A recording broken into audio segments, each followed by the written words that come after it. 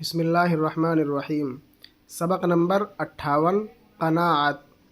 مال و متاع کی خواہش کو اتنا مختصر کرنا کہ جب بقدر کافی میسر آ جائے۔ اس لفظ کو میسر پڑھنا ہے، میم کے پیش کے ساتھ اس لفظ کا تلفظ صحیح کر لینا چاہیے، دھیان رہے گا۔ انشاءاللہ ہمیں امید ہے کہ اس لفظ کو بھی آپ اسی کیٹیگری میں ڈالیں گے جس کیٹیگری میں ہم کہتے آ رہے ہیں کہ کچھ الفاظ ایسے ہیں جن کا اعراب ہم ظاہر کرتے ہوئے چلیں گے۔ تو یہ لفظ ہے میسر آ جائے تو دل میں اضطراب باقی نہ رہے، یہ وصف قناعت کہلاتا ہے۔ لیکن قدر کافی کی کوئی حد معین نہیں، اس کا فیصلہ ہر شخص کو اپنی حالت و حیثیت کے مطابق کرنا چاہیے۔ جو مقدار خوراک ایک شخص کی سیری کے لیے کافی ہے، ممکن ہے کہ دوسرے کی اشتہا کو پورا نہ کر سکے۔ جو معاش ایک مجرد آدمی کے لیے بس ہے، کچھ ضرور رسد، اناج، خوراک، کھانے کا سامان اور دیگر ضروریات۔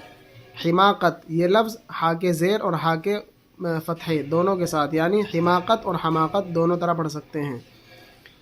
نادانی، بے وقوفی، خجل، شرمندہ، نادم، مربی، پالنے پوسنے والا، پرورش کرنے والا، تربیت کرنے والا، اضطراب، بے چینی، بے قراری۔ حیثیت، مالی حالت، آمدنی، مالیت۔ اشتہا، کھانے کی خواہش، مجرد، اکیلا، تنہا۔ نہیں، کہ وہ ایک عیال دار، عیال اور عیال یعنی عین کے زیر اور عین کے زبر دونوں طرح اس کو ہم پڑھ سکتے ہیں، عین کے زبر کے ساتھ اور عین کے زیر کے ساتھ، کے واسطے بھی کافی ہو۔ اسی طرح عادت کے لحاظ سے بھی انسان کی ضرورتیں مختلف ہو جاتی ہیں، لیکن عادت کے ہاتھوں بک جانا یہ خود اپنا قصور ہے۔ اگر انسان چاہے تو ان میں تبدیلی اور اصلاح کر سکتا ہے۔ غرض خواہشوں کا محدود کرنا، یا یوں سمجھو کہ فضول حاجتوں سے آزادی حاصل کرنا قناعت ہے، اور قناعت کا نتیجہ اطمینان، خوشی، رضامندی اور شکر گزاری ہے۔ شروع میں قناعت مصیبت کی دھمکی دیتی ہے، لیکن انجام کار وہ امن و عافیت کا دروازہ کھول دیتی ہے۔ حرص و طمع اول عیش طرب کی امید دلاتی ہے، مگر آخر میں تشویش، تردد اور پشیمانی کے سوا کچھ نہیں دیتی۔ زمانے کا گلہ، قسمت کے شکوے اور خدا کی ناشکری سکھاتی ہے۔ دولت بغیر قناعت کے محتاجی کو دور نہیں کر سکتی، مگر قناعت بغیر دولت کے آدمی کو تونگر بنا دیتی ہے۔ دولت اکثر بیجا خواہشوں کو ابھارتی ہے، قناعت ہمیشہ ان کی بیخ کنی کرتی ہے۔ پس قناعت کو جو گنجے دولت سے تشبیہ دیتے ہیں تو یہ کوئی شاعرانہ خیال نہیں بلکہ واقعی بات ہے۔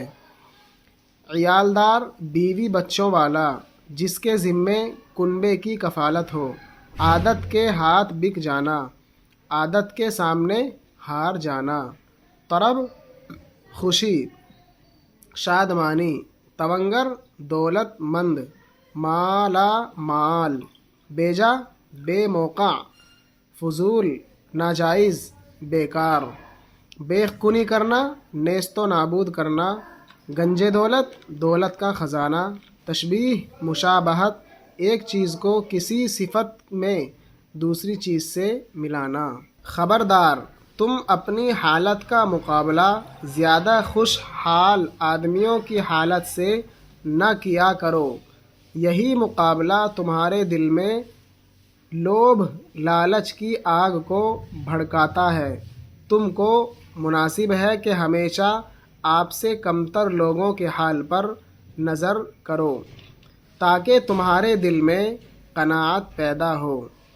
کاہلی اور قناعت میں ظاہراً مشابہت معلوم ہوتی ہے، لیکن غور اور تمیز کرنے سے ان کا تفاوت صاف عیاں ہو جاتا ہے۔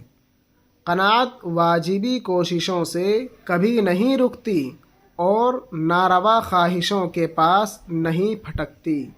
کاہلی واجبی محنت و مشقت سے جی چراتی، ناجائز رغبتیں پیدا کرتی، خیالات کو پست اور ہمت کو سست بنا دیتی ہے۔